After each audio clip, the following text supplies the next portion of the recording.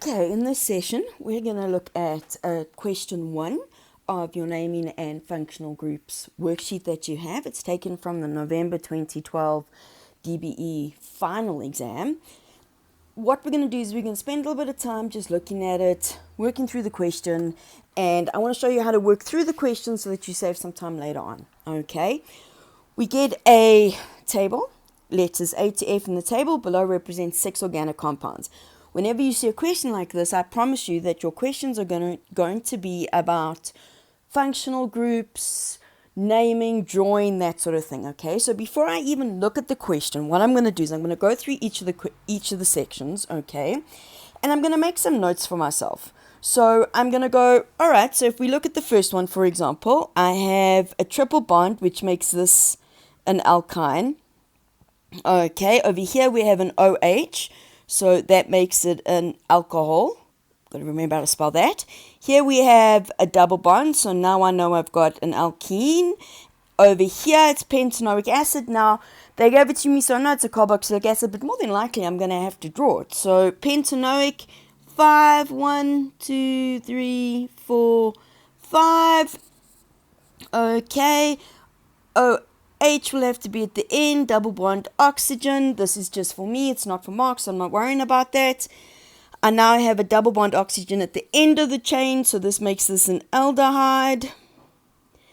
Over here, I have an OH and an O and a double bond oxygen, so this is an ester. When we go back to this, probably naming would be a good idea, just because more than likely it's something I've already underlined or circled the functional group. So we look at number 1. We've got 1, 2, 3, 4, 5 carbons in the longest chain. That makes this pent. Triple bond on the first one, so it's pent 1 ion. Okay, here we got 1, 2, 3, 4, 5 again. So it's also pent. I'm hoping you're starting to see a trend in how many carbons we've got. 1, 2, 3. It could be on the fourth one or it can be on the second. So this is pent 2-ol. I know I'm going really quickly because it's assumed at this point that you actually do know how to name and draw structures, etc. Now this one's a little different for C, because if we look at it, we're going to go 1, 2, 3, 4. Okay, so for this one, it's not a pent, it's going to be bute because we've got a chain. So this one's going to be, and it'll be on the second one, so this is 2-methyl bute 1-ene. Alright, there we've got that one. So we've got the aldehyde. There we've got our methyl group. This has to be number 1, so it's 1, 2, 3, 4. So this is going to be 3-methyl butanol. Okay, here we got an ester. Remember, we break it up by the oxygen on the side with just a single bond oxygen. That's the alcohol part. There's 2 carbons there, so this is ethyl. 3 on that side, so this is propanoate. Okay, so not much else I can do at this point. Now we've spent a couple of minutes going through it, looking through it. This is what I'd expect to see on your exam paper. Okay, once we've done this, now we go to the questions. Now it says write down the letter or letters that represents each of the following. A compound may be used more than once. This is quite important, okay? So we realize compounds can be used more than once. So we have to take that into account. So we look and we go, okay, first one is the alkyne.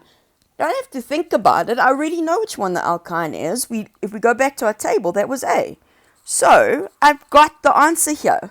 That's A. 2 compounds that are structural isomers.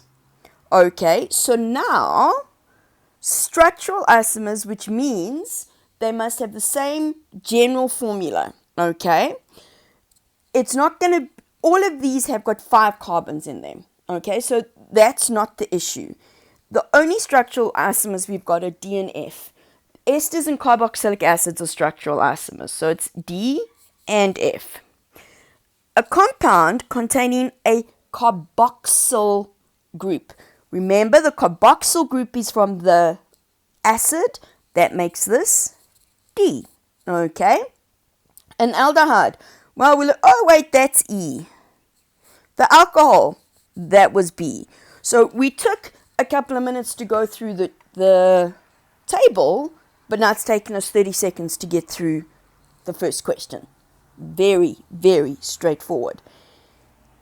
Then they ask me in the next question, write down the IUPAC name of compound C. Oh, wait, we did that. Look, it's right here. We've already named it. I don't even have to think about it. We just got to write it nicely, okay? So we agreed, and we'll take off that lovely blue screen. All right, so when we did this together, what did we get for the IUPAC name of compound C? 2-methyl bute 1-ene. Done. Then they want the structural formula of compound D. So we go back to our table and we go, oh, look at that. I've already done half of it. Half my work is done. So let's go do it. Okay, let's go do... Oh, it doesn't want to work. There we go. Let's go back over here. And it really is having a bit of a... Don't know why it doesn't want to go sideways. There we go. All right, so let's draw compound D nicely. It's pentanoic. Okay, pent being 5. So 1, 2, 3, 4, 5. OH. Okay. All right, let's just... There we go. Oh, there we go. Just put it together. Double bond O. Okay, I'm not really sure what happened there, so let's just tell you what. Let's start this all over again, because that's useless. Starting again. All right, here we go. 1, 2, 3, 4, 5. OH. Double bond oxygen. And then we don't forget to put in all our hydrogens. Be careful, don't put an extra one there because otherwise it's got too many bonds. Right, so let's go on to the next ones. Oh, okay. Something's gone very wrong here. So what we're going to do is I'm just going to take out that answer because I don't want it to be on top of everything else that we've got here because you've got it. Moving on. So then they say... Compound F is prepared in the laboratory. We've already decided that it's an ester. Okay? With it being an ester, we know certain things about it. So the first thing they ask is how can one quickly establish whether compound F is indeed being formed?